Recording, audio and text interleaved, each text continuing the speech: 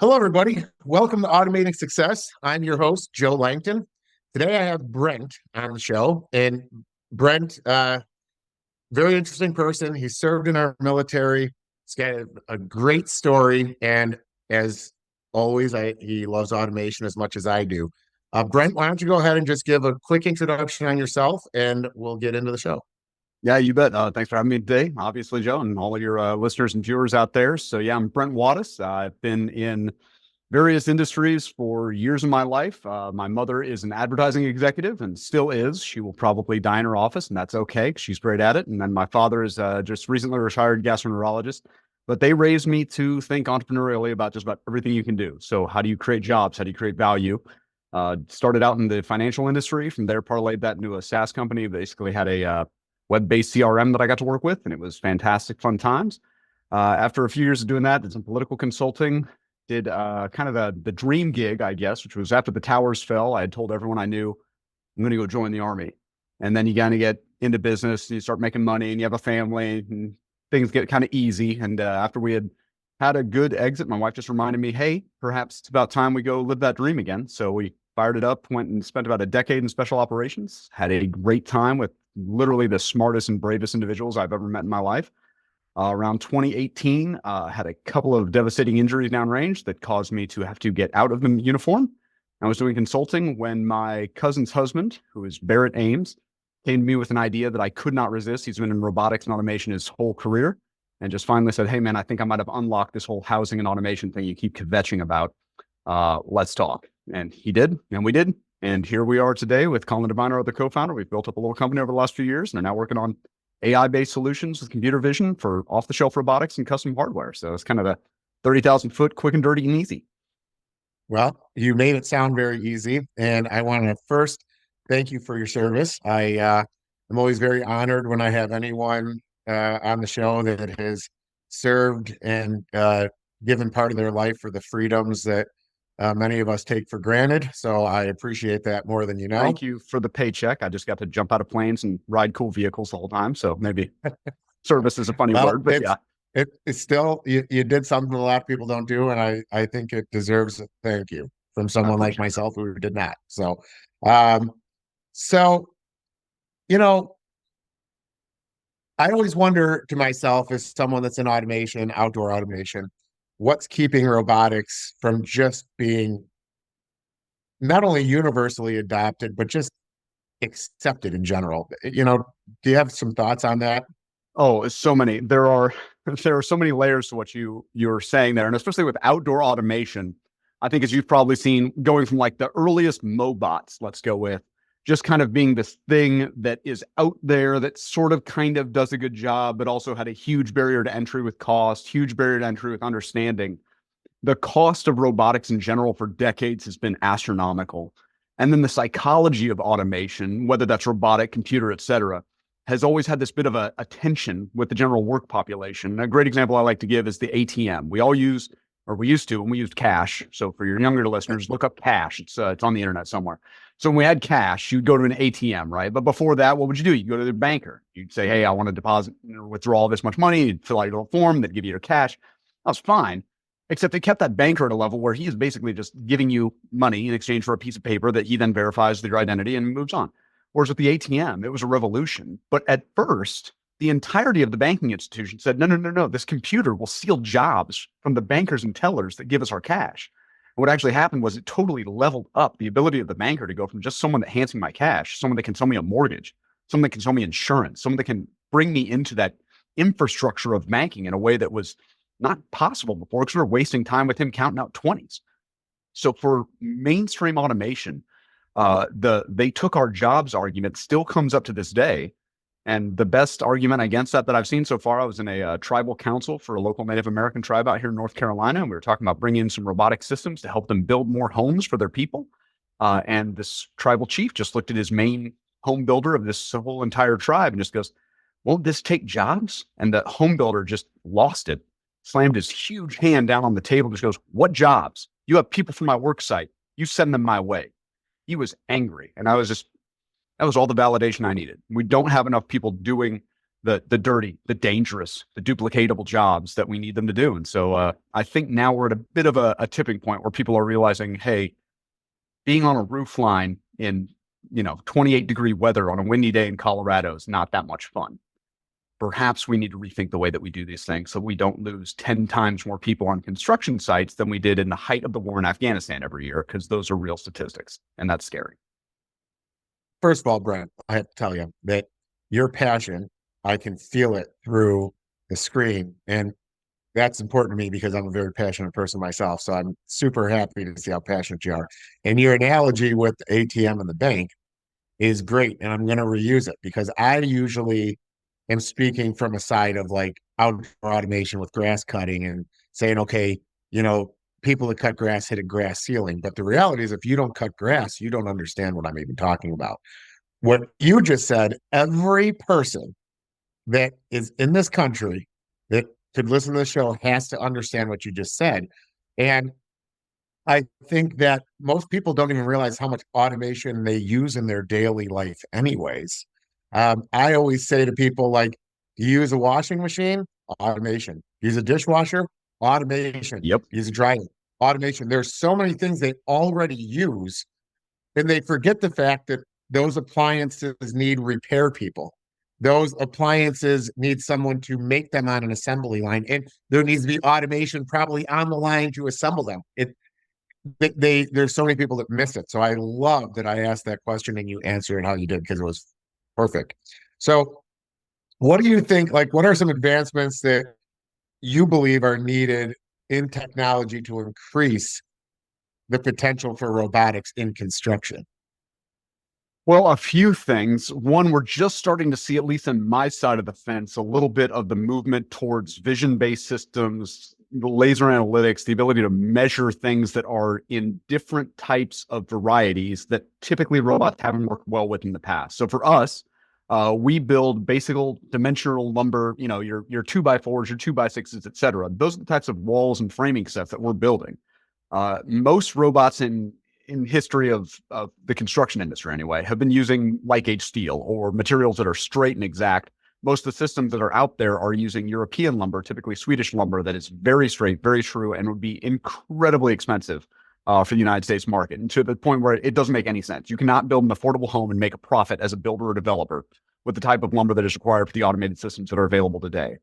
Whereas with the technology that's advancing and things that we've done, both not only in a learning perspective, but also in a vision perspective, the ability to use stud grade, garbage, warp bent, bowed bark lumber and let robots build with that is what is required to kind of level into the next iteration of making it mainstream. The second thing is, you can't just say if it's automated, it's therefore better. I think I call it the CEO hand wave. And you see this in all sorts of environments, right? They're like, okay, we've got this business. And what if, hear me out, robots and then profit? And you're just like, how much do the robots cost? How much do they cost to run? All those things that you have to think about in automation has just kind of been forgotten. And then, we've got a graveyard of companies behind me that went into that thinking like, as long as it's robots, it'll work out, when it's not. So we buy our robots used off of eBay. You just go on there and search industrial automation robots, and we buy our robots there. We ship them here. We fix them up. We put custom tooling on them, and it makes our BOM costs next to nothing compared to larger machines. And thinking about things in ways that make sense for the industry you're in are the only way you're going to advance it. You can't come into construction, especially, and I'm pretty sure outdoor and landscaping in general is the same way. You can't just step in and be like, I'm from technology and I'm here to help. They will reject you outright. You have to make iterative steps that work on their culture, and that's what we focused on. That's a good question.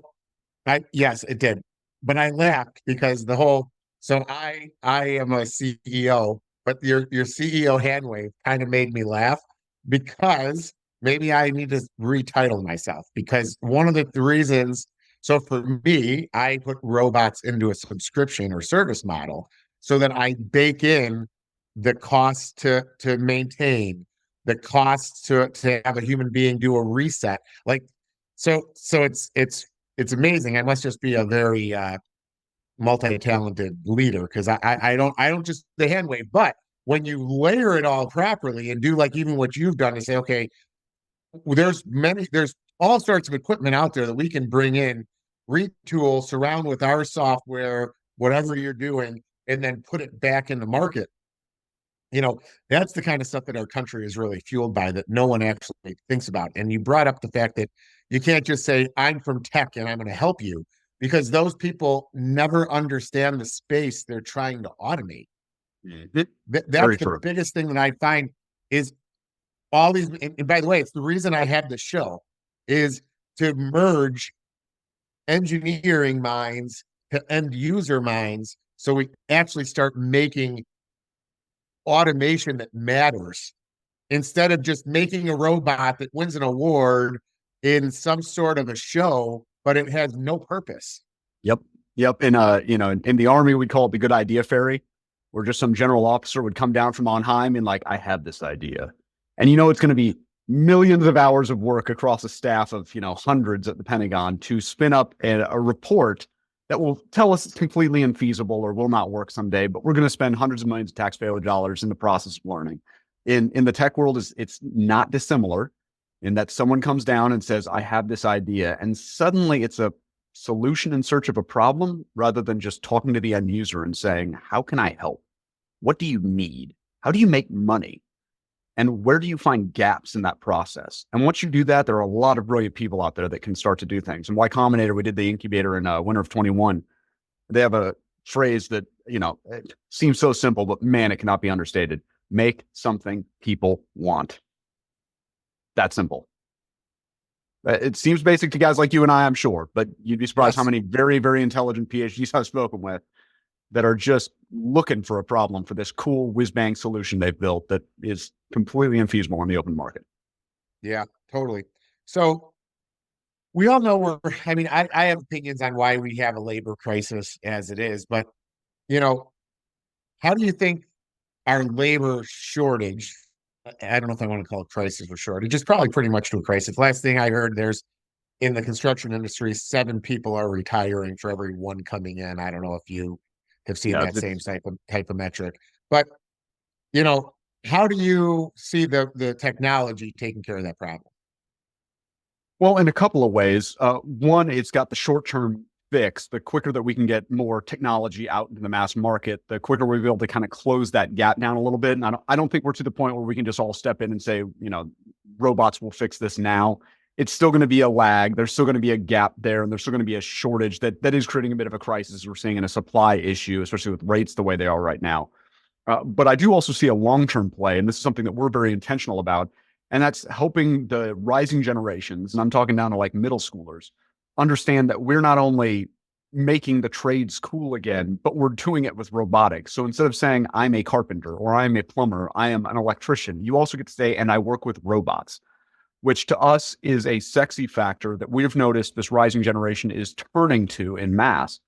For my generation, for your generation, right? I don't know how it was for you growing up, but in my household, my grandparents were immigrants on my dad's side. And the fact that my father was a doctor, that was freaking like he made it. He had lived that dream. And now I was kind of threatened in this household of you either go to graduate school or you become one of them, the trades. And my father and I will joke now because we're paying our plumber like $375 an hour. So it's like, who's the idiot? It's probably the guy that went to Georgetown, right? Like, I'm the dumb one. We want people to engage and have what I would call, rather than just a value in like, oh, I can be a tradesperson and make money. That's great. I would like this rising generation to also feel good about the fact that they've accomplished something and that they've done something that adds value, not just societally, but in the moment. And by doing that, and with using, frankly, robots as a recruiting tool, we hope to not only close the gap a little bit in the short term, but in the long term, actually create a generation that finds value in doing a good job well. And that matters a lot for the long-term benefit of what society will need. Yeah, I'm going to share a couple stories with you because I think that you'll be someone that's happy to hear it. So both my stepsons work in the business with my brother and my daughter that we started.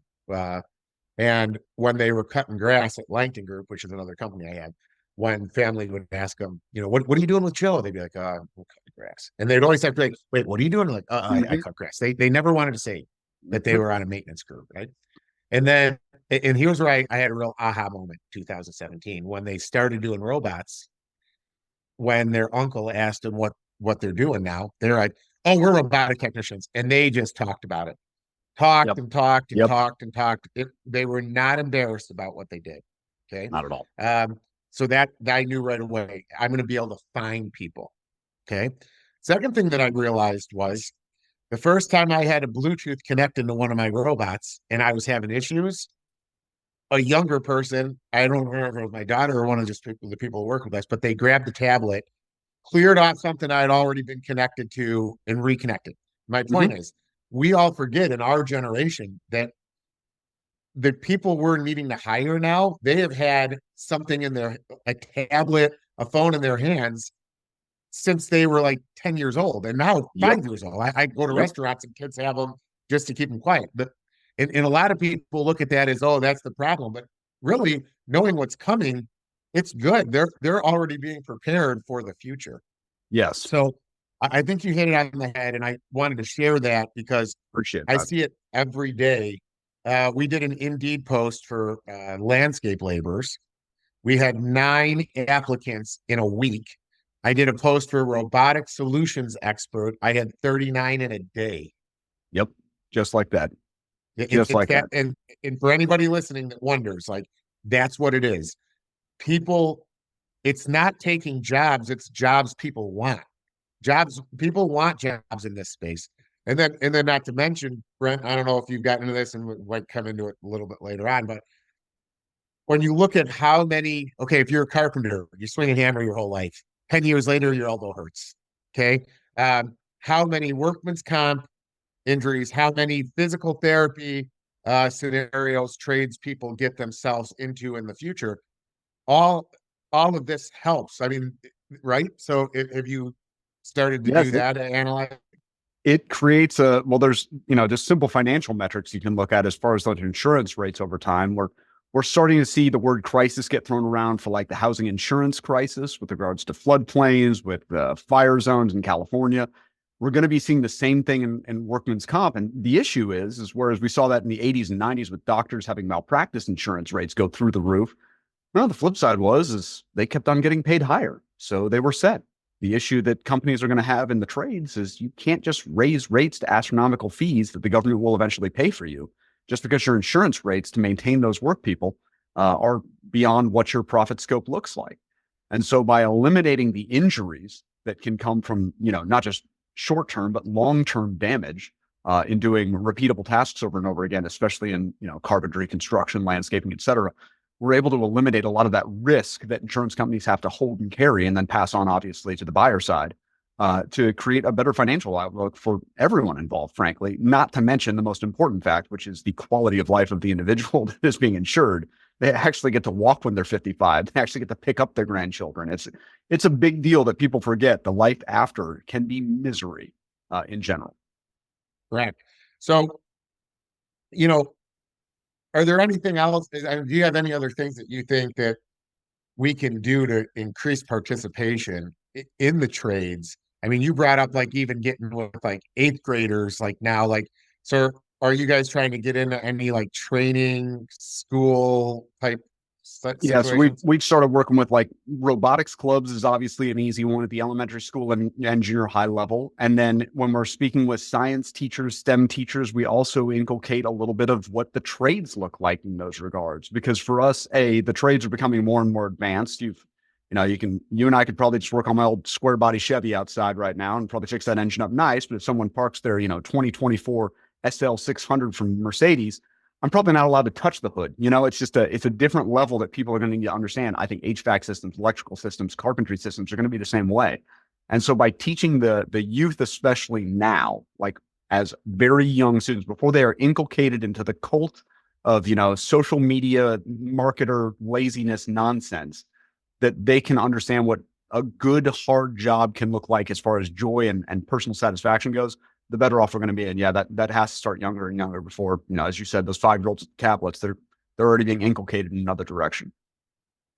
So assume I'm an 8-year or eighth grader and you're explaining to me what BotBuilt does, right? Because honestly, the people on the show right now or 90% of them are not on YouTube and they're just listening in the car. So Give a good audio explanation as to what it is you do at BotBuilt. Yeah, you bet. So for us, the main thing that we do is we help developers of single family houses and some multifamily units start to think about their costs differently and then have an ability to put together a home in a very short amount of time. And so I'm going to give a little bit of background just so everyone is clear on this.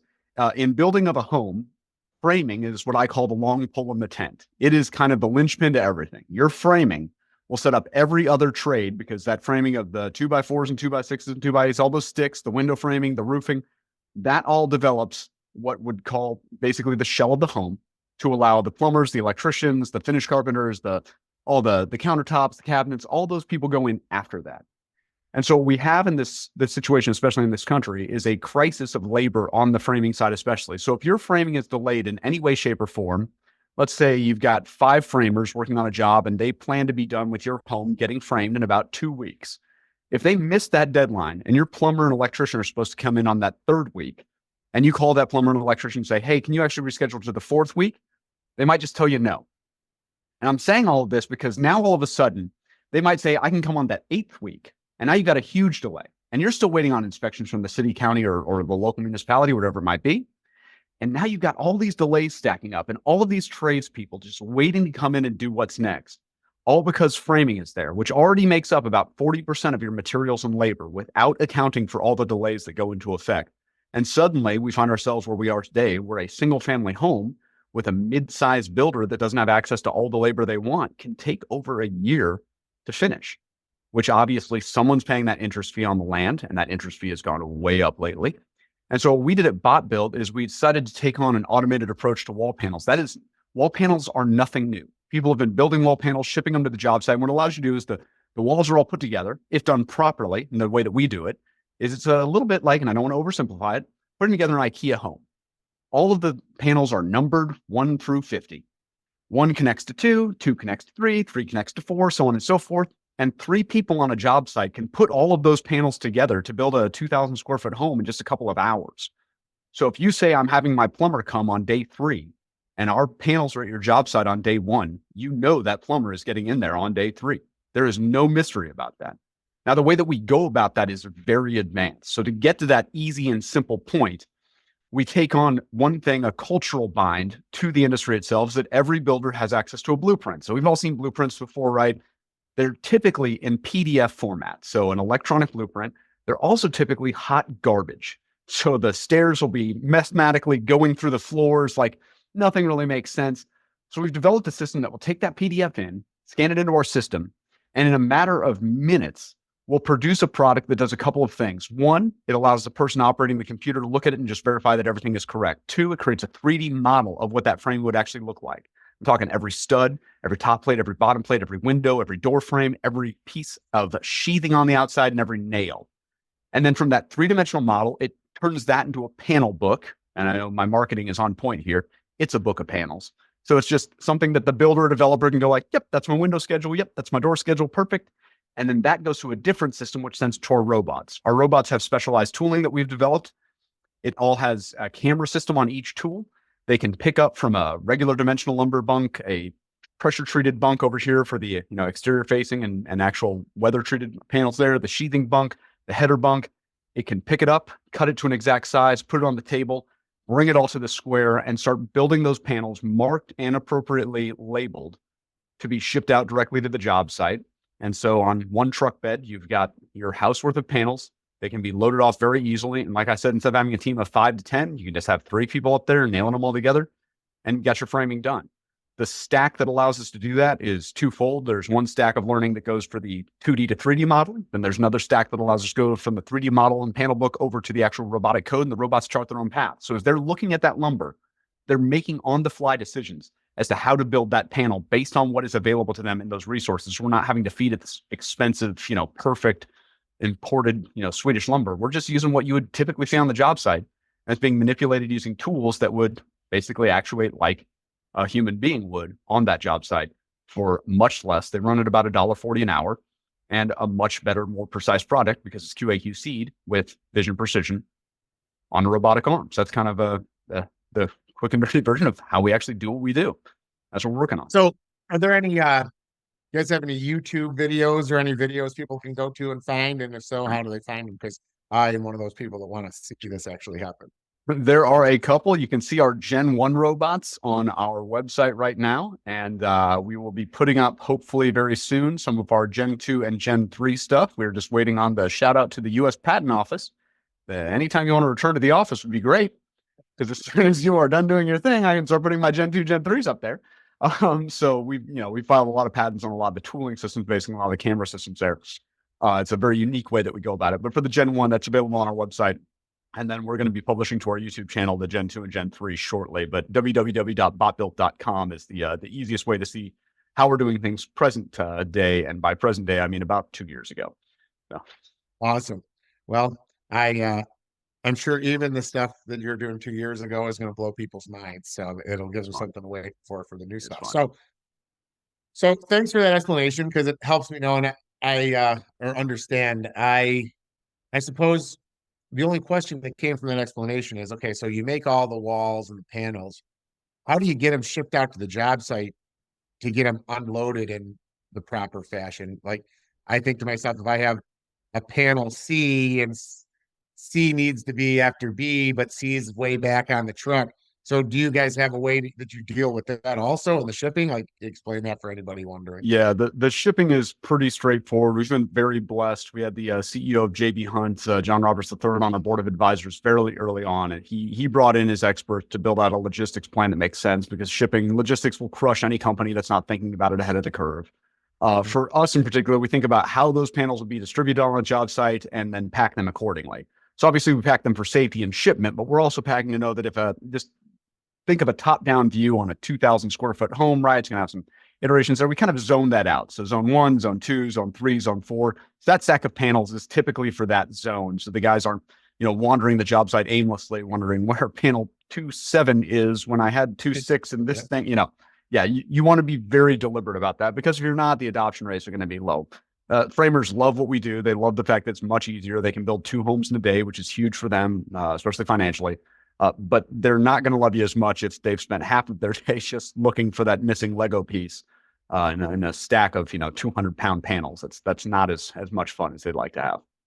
Well, that's great. I'm glad I asked. It sounds like you guys have it figured out. I'm only asking questions, so if anybody's listening, look, we already know there's people that want to naysay what's there. So I'm just, in my mind, I was like, yeah, I could see somebody that'd be their thing. Well, how do I know they're out there, right? So, do you think, these are just things for me that I wonder, like, now that you're in business and you said, you kind of been in and out, and then you went back and served, but is there anything in running your businesses that shaped your leadership perspective for what you're doing at BotBuilt right now? Yeah, for me, my early business experience was great. And I'm very thankful for that. I'm thankful for my childhood. It's very formative in helping me understand business concepts and, just basic tax law nonsense, all the little, ones and twos that up to a P&L. But for a leadership perspective, quite frankly, there is nothing quite like, and I was very blessed in my military time, that I got to work with some of the best leaders on this earth. Like, I worked for people that just blow your mind, intelligent, incredibly brave, battle-tested, battle-hardened, but very empathetic and very conscious of how to improve. And that conscientiousness is something that I carry forward. What we have at BotBuilt is the old phrase is you want to hire very slowly and fire very quickly.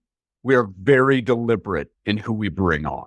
And what I mean by that is we're looking for people that have the mindset, for a startup, but they also have to have a mindset that has tenacity, that has kind of this pugnacious attitude towards the status quo, is not afraid to move quickly towards an initiative, but is also very careful in their thought processes. They can document how they're thinking about the logic that they're thinking about so that others can understand it well. And once we find those individuals, the team that we have here, for me anyway, it was not unlike that I saw in various realms of the highest echelons of the U.S. military and some agencies, is you see very intelligent, very gifted people getting a huge amount of trust. And a philosophy that we have that's in the military for years now is known as mission command. And it's basically giving the disciplined initiative to subordinates by just saying, this is my intent, fulfill it. And not saying, here's how, here's your 90-step checklist, here's making sure all your PCCs, PCIs are done. Like, no, you're a leader, you are smart, Here is my intent. Go meet it. And everyone that we have here at BotBuilt is awesome. They get the job done, and they do it in their own way, in their own intelligence, in their own fashion. But they know our intent and what the goals that we're actually striving for, and then they work towards them. Seeing that happen in the military, where life and death really matters, allowed me to have that freedom here at BotBuilt to say, okay, hire the right people, trust them with your life, and they're going to get it done. It might not be the way I wanted it done. It might not be, my exact vision of the how, but the what, they crush it. And so that's something that I've taken from the military that I absolutely love having here at BotBuilt, is just letting them take their own path towards a common goal. Brent, you just said something to me that made me realize something that, so my entire life, people ask me if I've served in the military, and I always say no, and obviously I haven't, but I am the type of person that tries to hire people to do exactly what you just said. I get people telling me all the time, like, you need to make better standard operating procedures, and you need to have everything scripted and from A to B to C. And then I am like, listen, if I'm hiring the wrong people, if I got to do that, like, at the end of the day, I want to support myself or surround myself with winners and doers. And if our goal is to be the largest outdoor automation company in the space, you either figure out how to get there with me, or you're anchoring me down. And if you're an anchor, I just want to cut. Yeah, I just want to move on. And a lot of people make me think that mindset and mentality is wrong. But hearing you say that today, like how the military probably helped you do that. You brought up life or death situations, and it makes me optimistic that there are people out there that exist. Tons. And when they're trusted, they're going to take ownership, right? I mean, I think Jocko Willink is kind of the famous example because he wrote that Extreme Ownership book, right? Former SEAL, who kind of has his own podcast and energy drink and all the other things. He's taller and better looking than me, so he deserves them all, obviously. But what I love about Extreme Ownership is he gives a little window into what happens in the military. If you are given command of anything, anyone under you, you have to own every failure they have, and you don't get any credit for any success that unit has. Even if it was all you say, thank goodness for my men and women, because they got the job done, sir. They were the ones that pulled us out of this. And if something goes wrong, that's on me, sir. And I am not kidding. I've had commanders that I have worked with that I love, and trusted friends, just get ripped to all get out because one of their subordinates got a DUI. And their colonel above them is going, how the hell did this happen? He's like, I don't know. He was 37 and a veteran of 20 years. I thought he wouldn't drink and drive. But you take that ownership on. The flip side of that is when you take that ownership, even as a low-level employee that feels trusted by you to go out and get the job done, you now own that process. Basic training, day 2. No matter what you do, Brent, you better mop that floor to the best of your ability. So the commander walks in here, he thinks, wow, that is the best mopped floor I've ever seen. Are you above that job? Probably. But when you take ownership of that job, someone knows that they can trust you with something next. And that's just an iterative process that every leader should have in their mindset. And when you hire the right people, they're going to love and thrive on that ownership mentality. And suddenly your business becomes their business, which means your success becomes their will. And that's something that unlocks next level type of generational profits. Yeah, no, I mean, seriously, you're inspiring me by the minute here right now. So, what motivated you to make this solution in the construction industry? Because Yeah, I'll start with Barrett, one of our co-founders. He's been working in robotics for years. He started out at Cornell, then went off to NASA. He put up projects like Valkyrie and Robonaut and all these crazy, next level sci-fi type projects he's been a part of and helped develop. But when he was going back to do his PhD at Duke University, he was going to teach over there. He had a young family, and he thought, I'll need something to unwind when I'm not like in the suck of research and teaching. And what could be better than a fixer-upper house, right? Kind of get my hands dirty a little bit, fix it up. And as he started to work on this house that he bought for his family, he realized a few things. One, it was terribly built, and he was pissed. And two, it was horribly dangerous what he was doing. It was stupid, and it was so repetitive. He was just like, why isn't a robot doing this? And so he started, in his frustration, great ideas are often born from that. He started researching, why haven't more robots been used for basic processes? Why haven't more QA/QC's procedures been been brought into the housing industry. Why was my house allowed to pass inspection, knowing full well I'm now looking at the studs, it should not have passed inspection? Well, in so doing, he developed this research tale and then brought me into it, where we got to see where the failures have been, where the cost factors have been limiting, where people haven't really thought through does this work for this market? They've just kind of thought about what is the cool robot solution, or vice versa, where the people in the marketplace just thought, well, what if robots just fix this, not realizing how to actually make that happen. And that really spurred on the research that was necessary to create a system that would allow the industry in America, as it is today, to actually operate on lower costs, but still have a higher quality product through automated processes, which obviously took quite a bit of time to put together and fabricate. So how far of a radius can you serve right now? I mean, I'm assuming all the processes get done in one location. What's your ideal target radiuses? Ideal locations based for our preferences anyway, about 250 miles is ideal. You can be running, a truck a day easily up and down the highways on that. We've gone as far, we're in Durham, North Carolina, right by Duke University. We can go as far south, as Texas, Florida, if needs be. It's not optimal from a cost perspective in our mind. But as we start to expand additional facilities, what we've invented basically is a much lighter footprint for those robotic systems. So instead of having these 600 linear foot huge lines that take, months of shipping and installation, each robotic line is 2 robotic arms. They run in this little nice, neat little square. Everything that they will need is right around them. The tool belt, as we call it, is right next to them. And you can put them one after another right quickly together and install in a much limited time frame as compared to other systems. So as a market gets hot, now I grew up on the West Coast, obviously. So for me, I'm used to Phoenix and LA booming and busting. Florida's much the same way. When the system gets too hot, you move more robots into that area and help them build supply. When that system cools down, when Phoenix has a bus, you just move those robots to the next hottest market, like Salt Lake, just up the road. And you don't have to have this huge capital expense. You keep that lightweight and you move it there quickly. But by staying in a 250-mile radius, it allows more facilities to expand quickly and to facilitate more building without having to worry too much about shipping lag times and shipping costs and all the diesel fumes that go with that. Obviously, it just allows you to control for a lot more.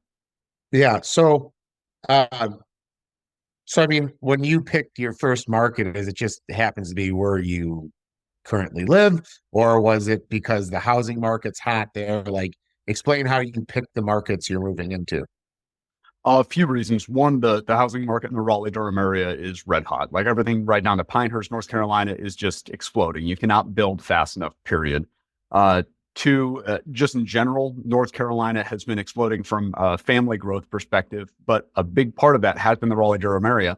And then 3, you need to have talents to actually build up a new tech company. And for us, the RDU, the research triangle as it's known, it's for about a generation or so has been kind of known as a biotech platform area. But realistically speaking, we have more computer science PhDs in this area than anywhere else on earth. Save the entirety of the Bay Area, not just San Francisco, which means we have a huge pool of talent to choose from.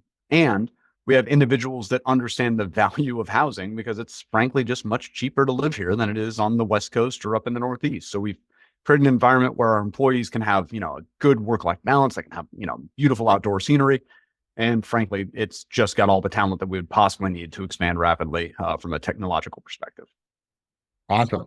And I did not realize that that belt had so much of that kind of intelligence in one area, but that's awesome. So how did the collaboration with Barrett Ames and Colin Devine come about? Well, Barrett had met Colin. I've known Barrett for years just because he's married to my cousin. So he's always, had different ideas. We've always had great conversations. He's definitely one of those people that you just realize I have to find a way to monetize this brain somehow because he's just one of those thinkers. And Colin is not that different, quite frankly. Colin had done work. He did his undergraduate degree at Notre Dame. I think he did, and then a graduate degree up at Yale. So safe schools, obviously. And then he went down to Duke to do a PhD, and that's where he met Barrett at church. And they were kind of in this, we're both young, we both have families, we're both doing PhDs at Duke, and they got to know one another. And when we brought up that we were working on this business, Colin actually was very interested. His father was for years in sales, I believe in the Procter & Gamble network, and Colin was kind of raised to think entrepreneurially. He saw an opportunity to really learn something, and we saw an opportunity in him to take someone kind of out of the academic circles and put him more towards where its natural habitat is, and that's on the business side. So with that, it just became kind of, out of most things like a good friendship, it just became born from that and worked forward from there. Fantastic. So can you elaborate on any experiences with the investment firm from the SaaS company that you were with before BotBuilt? Meaning, like,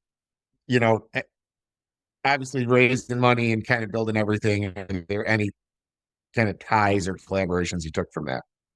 Well, I think one of the best lessons I ever got was just, if it doesn't make money, it doesn't make sense. And so for me to apply anything is, I think, in technology anyway, especially in the Bay Area, we can kind of get caught up and kind of psyched up into the like, wow, look how cool this technology is. And we start to worship a little bit the technology side without thinking through the business side. And what those early experiences did was really shape in my thinking to think, okay, you can have the coolest toy on earth, but at the end of the day, if you are propagating a business to other people, it has to be something that has an exit for those individuals if they invest. It has to have something that adds value to society if it's something that the consumers require. And then you have to be able to apply long-term vision to whatever that is in that process. I've seen, in those environments, I got to work with many different businesses, many different types of individuals, where all too often I would see people kind of pigeonhole themselves by taking short-term gains or short-term decision matrices and not thinking about the long-term benefactors. And in so doing, they basically limit their ability to grow. And just seeing that, it's kind of like baseball in the sense that, like, what makes a good shortstop? They've seen that ball bouncing 6 trillion times. They see the seams all of a sudden. They see where it bounces to. And they see, oh, it came off the bat like that. It's here now. And they're just there. And it seems like it's second nature to them. But what it is, it's an amalgamation of their brain just running through miles of data. And so for me, it's kind of the same way. I've seen enough now to where I understand what it's going to take a tech company like BotBuilt and turn it into a construction behemoth that it needs to be to apply that technology to the masses without getting too caught up and enamored by the cult of good technology. I love how you answered that question. You actually answered it so much better than I asked it. So, I'm assuming if you're like me, your passion for technology is got to bleed into your personal life somehow. I mean, people are always talking about work balance. You even brought it up through your own people, but I find for me in particular, there is really no balance. All I really want to talk about is this. Do you find the same thing, and how do you handle that? I embrace it. I think that I say work-life balance is almost a colloquialism. I think you have to find what works for you and for your family and go with it. There is definitely a limit to what you should be putting in as far as focus away from those that you love. But in my family, they have reached a good understanding that, yeah, I am passionately driven every day to reach goals to improve society. And that's something that I can't help. It is something that if you try to limit it, it's just going to make the itch worse, right? And then you're going to just need to scratch it worse. So for me, I just embrace that mentality. I think that there are those of us that have that drive, if you want to call it that in the best of terms, right? Or that unquenchable need to move on to what is next. I've had to explain this to a few people recently, actually. I think sometimes I have been lectured before by people that observe my lifestyle and they just think, don't you enjoy the moment? And they're mistaking my achieving something and then saying, okay, cool, what's next, for not enjoying that moment. When for me, I enjoy the process of getting to that, did it. Yes. And now it's time to go to what's next, because that's my joy. My joy is jumping out of bed and going, what's next? And as soon as I have that, I'm golden. If I don't have that, you whatever metaphor you want, I'm a shark that has to always be swimming, or you never be bored. I'm not going to sit on a beach. I'm not going to, stop and smell roses. That's just not me. I obsess, but it's for a good cause. That's my joy. And so when I, people are like, are you really happy though? Like, don't mistake not smiling for a lack of joy. I'm the happiest person you will ever meet, period, end of sentence, because I always have something to work on. See, I'm going to tell you, this is very inspirational for me, because I'm experiencing a time in my life where people keep saying the same thing to me, oh, you gotta just start to appreciate it. You're 45 years old. How long are you going to be doing this? You can't maintain that pace. And what I feel like I spend more time explaining to people that slowing down is harder for me than the pace. Like to me, Sundays sometimes are the worst day for me because there's no one else that can run the marathon with me. I feel like I'm kind of like, I almost feel like Sunday is me just waiting for my team to come back Monday. I don't want to bother them with my thoughts and ideas, but Mhm. the thoughts and ideas never shut off. And now it's like it used to be where people are like, no, call and share the ideas. But now people are like, dude, relax. And so it's good for me to hear that what you said, because some days I do question, like, yeah, there's something wrong with me, but it's like, no, there are other people out there like us that this is the way the life is. Well, and just let individuals be individuals. I mean, if Ben Franklin had slowed down in his 40s, we wouldn't have a country. Think about that. Think about the basics of what a doctor is. They call it practicing medicine for a reason. I remember when someone addressed, possible retirement to my dad when he was like 60, and he just looked at me, he just goes, I'm just getting good. I'm like, oh yeah. We're telling people societally that once you become the pinnacle of your job, that's when you should quit. stop. Yeah. No. Well, and it's not for everyone. Not for everyone. Certainly not. I respect people that are like, I made my money, I retired at 50, and now I just do this. My kids, cool. It ain't me. So I'm just not one of those guys. I tell people all the time, like, I don't actually do it for money. I do it because I like to create opportunities for other people. Like that's why I like it. To me, it's like a general manager building a sports team year after year. Who's the best in the draft, putting it together, and just keep that legacy going and going and going. That to me is what it is. And I always tell people, like, so I'm a Bears fan, and unfortunately for me, because we don't ever win anymore lately. Wow. But that's tough. but look at Virginia McCaskey. I mean, she's at what, 101, 102 years old, and she's still in the booth because it's not work. It's just it's a legacy. You just keep going, and you have to keep maintaining it. So yeah, no, I think that every now and then somebody comes on the show and it's like I can just tell with your passion, like we're kind of relatable. And yeah, no, I mean I Yeah, it won't doesn't always continue work out on on paper. down with It's it, like but having it kids, is right? Yeah.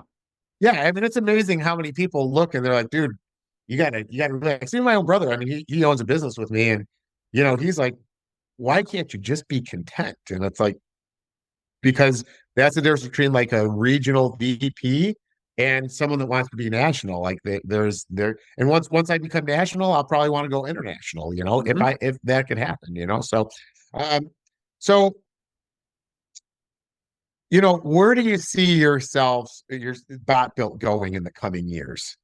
It's like right now you told me kind of the area you're in, but right now you're doing framing. Do you think you could take this into other trades also? Like, go ahead with that. Yeah, for us, there's two basic avenues that we're going down. One is the expansion of the physical footprint, so to speak, just the land and expand, going into more cities, more municipalities. That's your basic, regional, national, global type enterprise. The flip side of that is the technological advancements that we're having right now. So we're thinking about not just doing basic wall panels, but the good, better, best panel, where people can choose what level of automation they want involved in their home.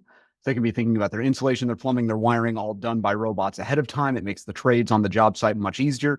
I want plug and play walls. I want plug and play roofs. I want people to just be able to say, I unloaded it off the truck and then boom, I'm going to have a home in a couple of weeks. We're a long way from that, technologically speaking, as a society, but we'll only get there if we keep striving to get there. And so at BotBuilt, we definitely have this bifurcated enterprise that works in sync. And we are going to be pushing the boundaries of technology while expanding greatly the access to that technology. And so the business will fuel that expansion in tech, and the tech will fuel the expansion and ability of that business.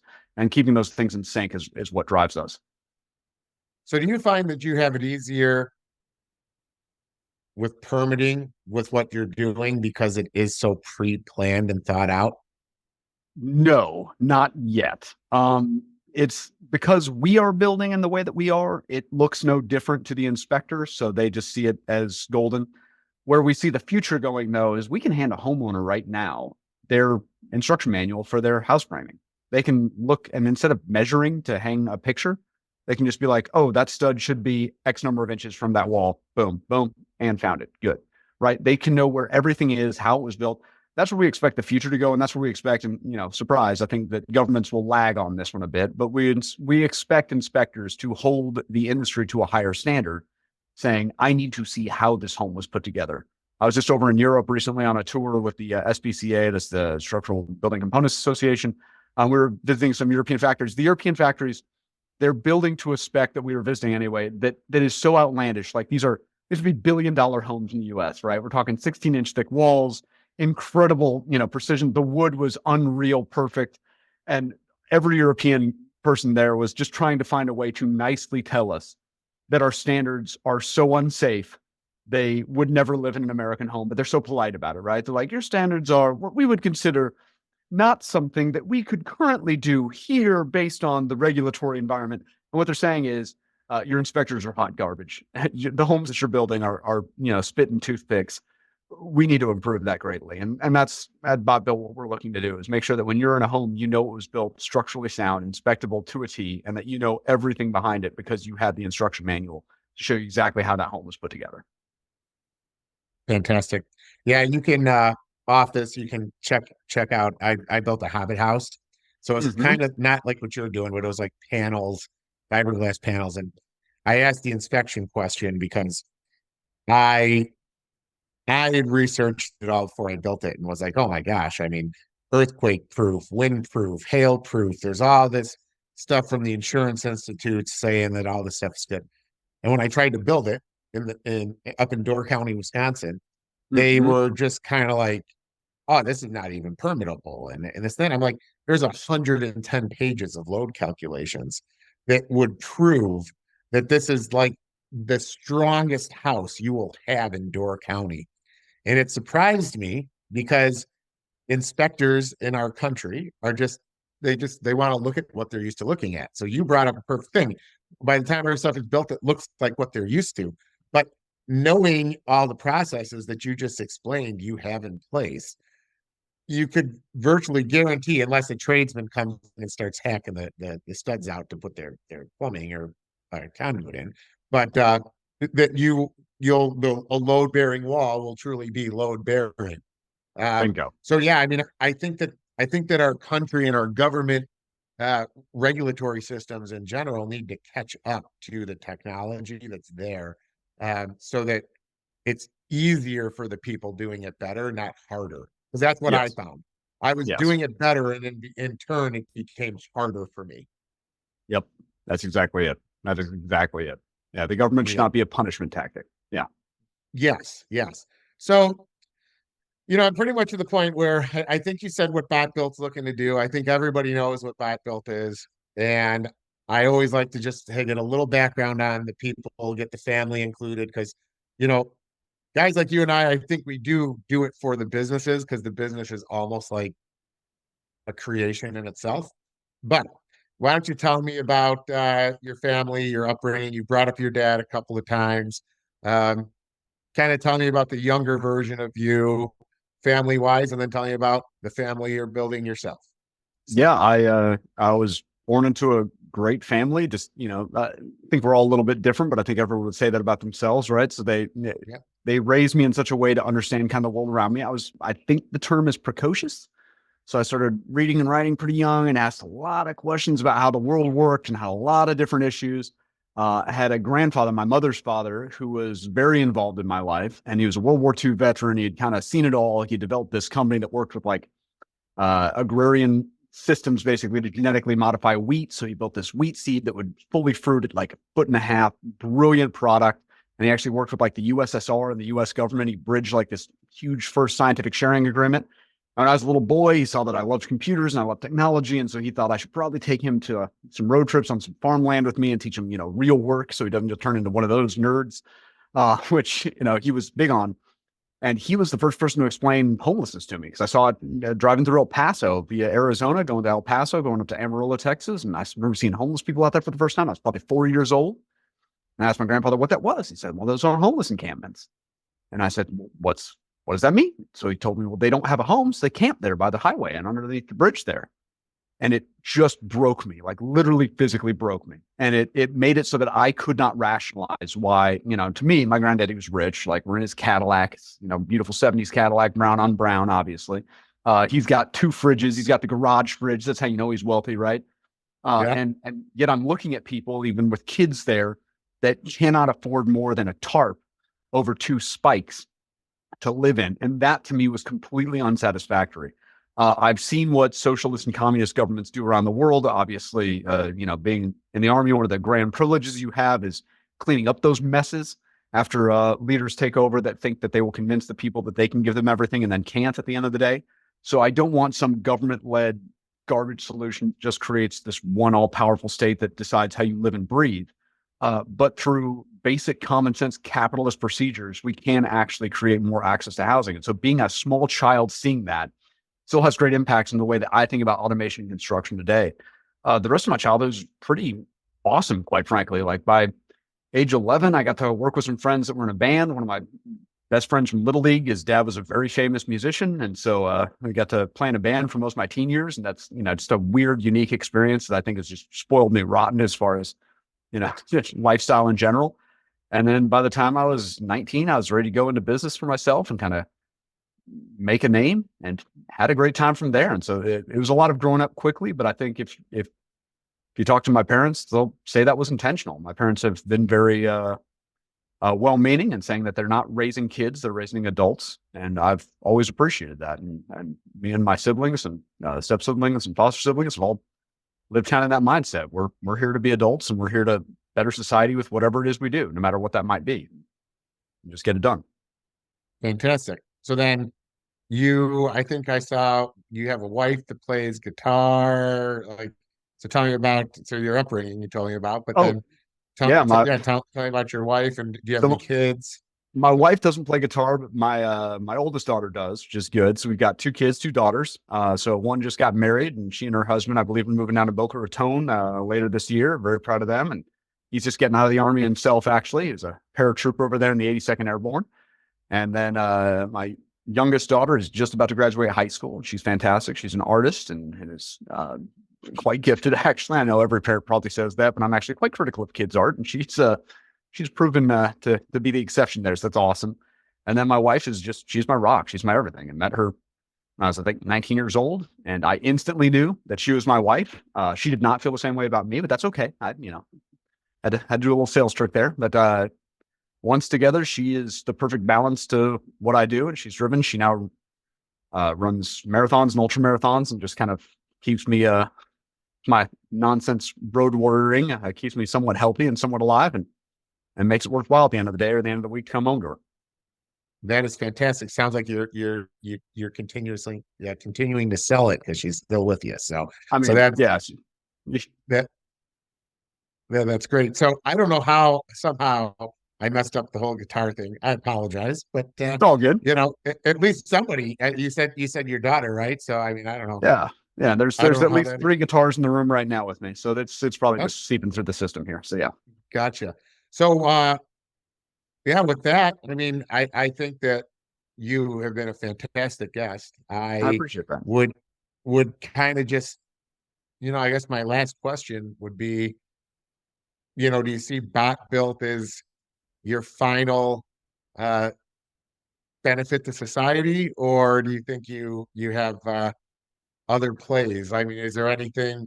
I mean, I know for me, I tell people all the time, like AOS, I have this company I'm doing, but I already can see HubSpot things coming off of it. Do you see that same thing happening for you at BotBuilt? Yeah, I am definitely of the mentality of the path is winding. I'm a very religious person. So for me, what the Lord has in store for me, I know not. But what I do know is that BotBuilt is the greatest opportunity I have to do the most amount of good for society. And I'm going to ride that out as long as they will have me here, because it's a vision that, like you said, we'll have those hub and spoke moments where we're seeing different types of businesses that can be spun out of this, which is great.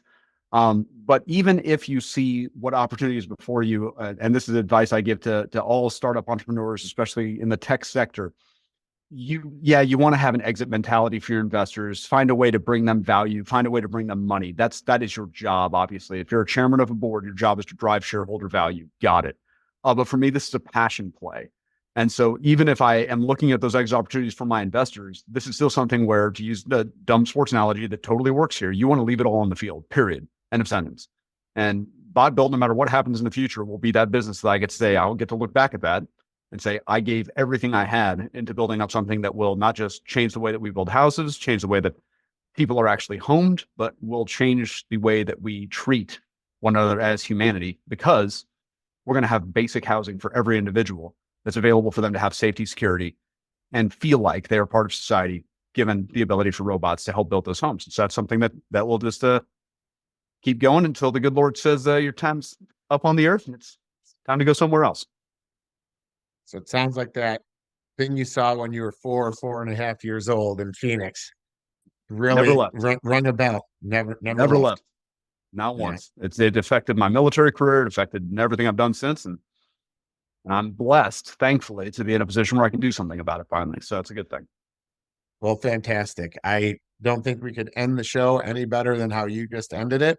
I think your passion is fantastic. I think everything you've done so far has been a gift to society already. So I look forward to seeing what you have in store for the future. And thank you for having me on the show, and just thank you for hosting shows like this to keep the message going and getting more people involved in automation in general. It is the future, no longer Thank the you. might be. I couldn't do it without passionate guests like yourself, so I appreciate it. Appreciate that. Thank you. So, awesome.